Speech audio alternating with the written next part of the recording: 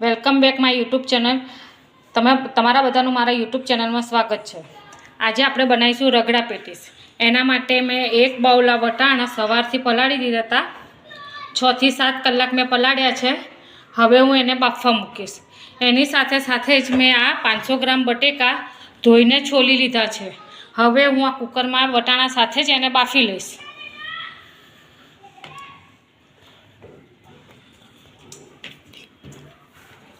જો તમે મારા યુટ્યુબ ચેનલમાં નવા હોય તો લાઈક કરજો, શેર કરજો અને સબસ્ક્રાઈબ કરજો, જેથી કરીને મને આવા નવા વિડીયો મૂકવાનો આનંદ આવે. હવે હું ગેસ ચાલુ કરીશ. એમાં હું જરૂર મુજબ મીઠું નાખીશ.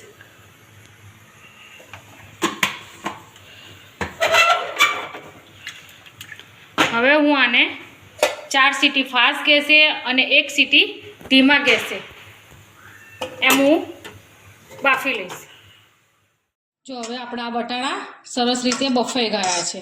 એમાંથી મેં બટેકા કાઢી લીધા છે. હવે પહેલાં આપણે પેટીસ વાળીને મૂકી દઈશું. એના માટે મેં આ બટેકા આમાં કાઢી લીધા છે. મેસરથી મેશ કરી લઈશું. બટેકા મેં મેશ કરી લીધા છે. એમાં હવે આપણે થોડીક હળદર નાખીશું. જરૂર મુજબ મીઠું નાખીશું. આ મેં 2 થી 3 લીલા મોળા મરચાં છે એ ઝીણા ઝીણા સમારી નાખ્યા છે. હવે એની ઉપર આપણે થોડીક કોથમીર નાખી દઈશું. જો તમને શેકેલા જીરા પાવડર નાખવું ફાવતો હોય તો નાખી શકો છો. અમને આમનો ટેસ્ટ સારો લાગે છે.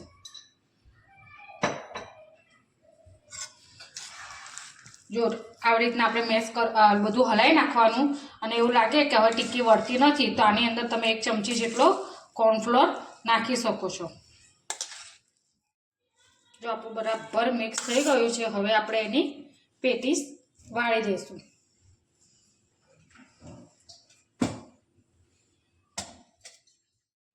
પેટીસ બનાવવા માટે મેં હાથમાં આવી રીતના તેલ લગાવી દીધું છે. પછી એને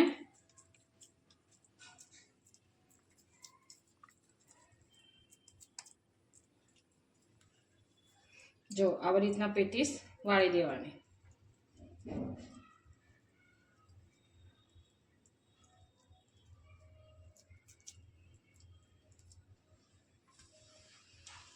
આવી રીતના વાળીને થોડી વાર પ્લેટમાં રાખવાની.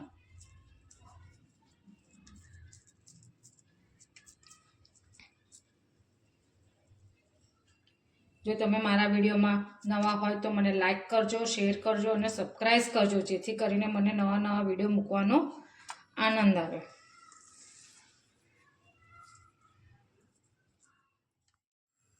જો આપણી બધી પેટીસ બનીને રેડી થઈ ગઈ છે. હવે આ બાજુ આપણે રગડો બનાવવા માંડીએ. આ રગડામાં મેં આમાંથી થોડું બટેકું હતું એ થોડો માવો વધ્યો હતો તે મેં એમાં પાણી નાખીને હલાવીને મેં આમાં નાખી દીધો છે. આ બટેકાનું થોડુંક આ પાણી નાખી દઈએ તો રગડા થોડોક જાડો પણ થઈ જાય. હવે એમાં આપણે મસાલા કરશું. જરૂર મુજબ મીઠું નાખીશું. હળદર આપણે પહેલાં નાખેલી છે એટલે એ પ્રમાણમાં થોડીક જ નાખીશું. અડધાની અડધી ચમચી. જરૂર મુજબ મરચું નાખીશું. અને અડધી ચમચી જેટલું ધાણા જીરું પાવડર. અડધી ચમચી જેટલું જીરું પાવડર. અને અડધાથી ઓછું ગરમ મસાલો. હવે આપણે આને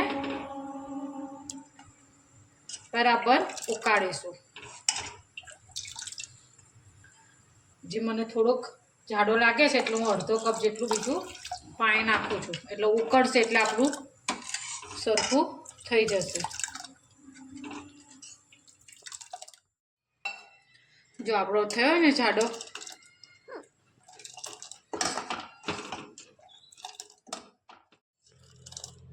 જો આપણો એકદમ સરસ મસાલાદાર સરસ ચડી ગયો છે. હવે હું પેટીસ બનાવીશ. ગેસ બંધ કરી દઉં. જો હવે આપણે આ પેટીસ શેકીએ. એના માટે મેં આ લોઢી મૂકી દીધેલી છે. એમાં આપણે પહેલાં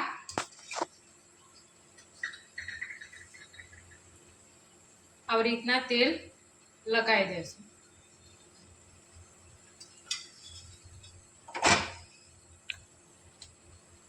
બધે આવી રીતના તેલ લગાવી દેવાનું. પછી આ એક એક કરી આવી રીતના મૂકી દેવાનું.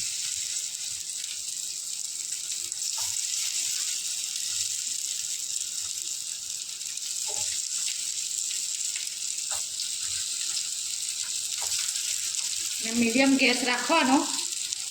એક બાજુ એકદમ સરસ ક્રન્ચી થાય, ગુલાબી જેવી થવા માંડે થાય ત્યાં સુધી આપણે એને રાખીશું. જો એક બાજુ આમ ગુલાબી આમ થવા માંડી એટલે મેં એને પલટાઈ દીધી. હજી આપણે આને ક્રન્ચી કરવાની છે એટલે ધીમા તાપે આને થવા દેવાની. સરસ એકદમ કડક અને બહુ મસ્ત આમ થાય ને એવી કરવાની, બિસ્કિટ જેવી. જ્યાં બીજી બાજુ આટલી ગુલાબી થઈ ગઈ છે તો હજી હું પલટાવું છું. બરાબર, હજી આને કડક થવા દેવાની છે. હવે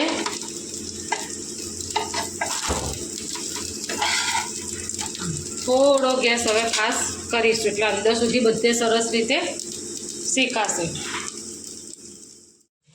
જો આપણી છે ને પેટીસ એકદમ સરસ રીતે ક્રન્ચી થઈ ગઈ છે. જો બરાબર, બધી સરસ શેકાઈ ગઈ છે બધી બાજુથી. બરાબર, હવે આપણે એને સર્વ કરીશું.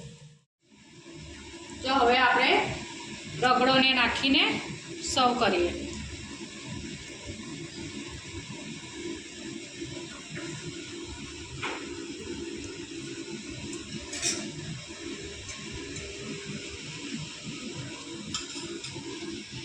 આપણે એની ઉપર હવે આ મીઠી ચટણી નાખીશું.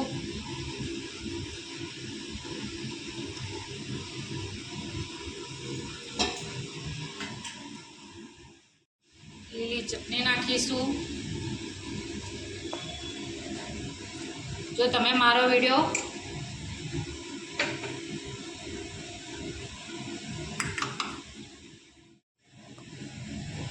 લાઈક કરજો, શેર કરજો અને સબસ્ક્રાઈબ કરજો જેથી કરીને મારો વિડીયો મને મૂકવાનો આનંદ આવે. હવે એની ઉપર કાંદા નાખીશું, કોથમીર અને બીટ.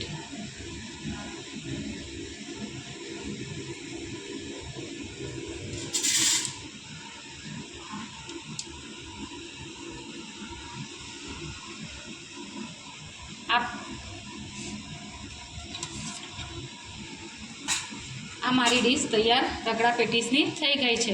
કેવી લાગી એ મને કમેન્ટ કરીને જણાવજો.